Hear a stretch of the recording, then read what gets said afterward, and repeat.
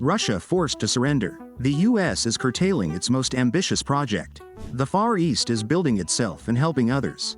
Due to a shortage of military personnel, Israel turns to mercenaries. The assembly of Typhoon Brittany fighters is no longer carried out. The leader of the construction industry from Bavaria has been declared bankrupt.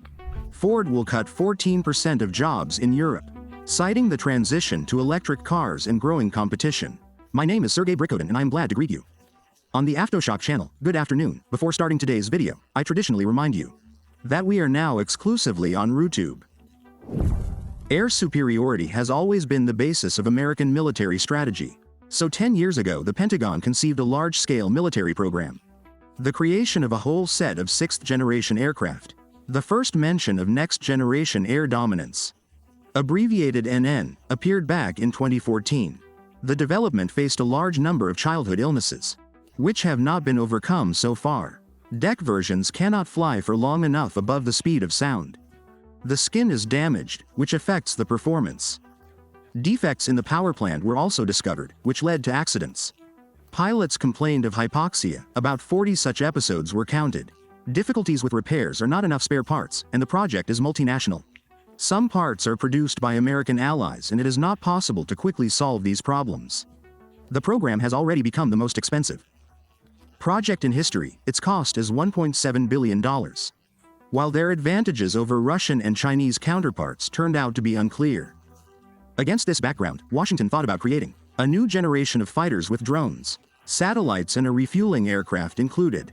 According to the command's plans, the aircraft were to enter service as early as 2030 and guarantee air superiority until the middle of the century. In 2020, the U.S. Air Force reported on the creation of a prototype. It turned out that reality is very different from ambitions. The cost of one sixth-generation fighter jet can exceed $300 million. And Washington can no longer afford such expenses. Thus, the world's first army risks approaching the middle of the century with outdated weapons. According to the latest statistics, since 2022, the average accountant's salary has increased by as much as 55%. This is only a partial reflection of the harsh reality of how to deal with rising rent prices, contractor services, office supplies, and even tea and cookies. Organization managers are constantly looking for ways to optimize costs. I will share with you a reliable way to reduce accounting costs by up to 80%. This is Mako, the team of the first accounting conveyor in Russia. Mako closely monitors changes in tax legislation and always uses new opportunities to reduce its clients' expenses. Mako has a whole department that specializes in tax consulting, where professionals. She keeps her finger on the pulse and is ready to respond in the shortest possible time. Without sick leave, maternity leave, vacations, a whole staff of highly qualified specialists works for you. Like a conveyor belt in continuous production, Mako will help to reduce the costs of maintaining an accounting staff by up to 80%. Replace the entire accounting department or take on a certain area of work. Example: personnel records, production and payroll.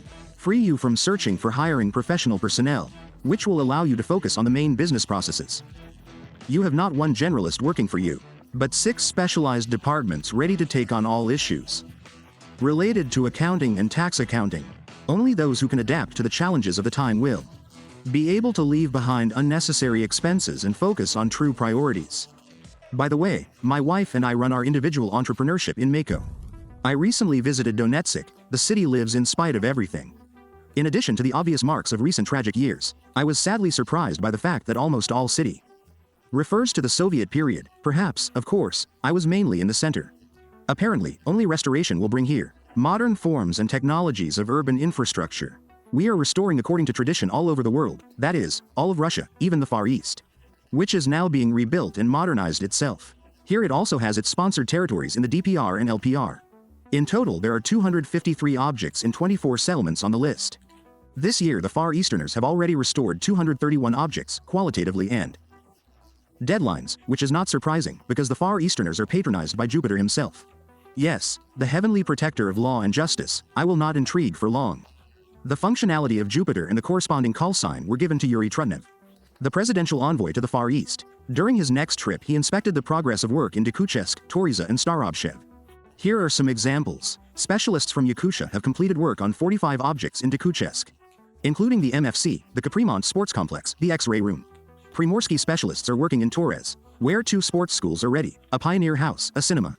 Buryatia and Zabaikalsky Krai help restore schools, kindergartens, hospitals, and houses in the Starobeshevsky district. Trudnov noted that all work is being done with decent quality. No cases of schedule failures have been noticed. And most importantly, cities are changing, being updated, and are coming to life.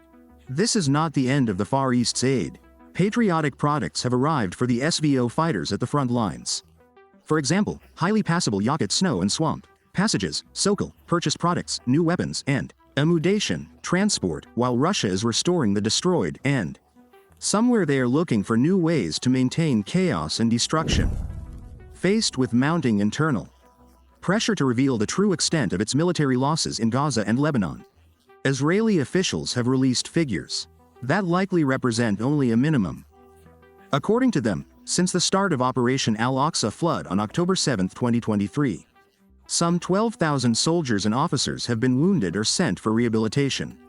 The resignation of Defense Minister Yoav Gallant raises a growing question. How does Israel plan to maintain the combat readiness of its armed forces? Opposition. Religious. As has the number of deserters in the army, which has exceeded 17%.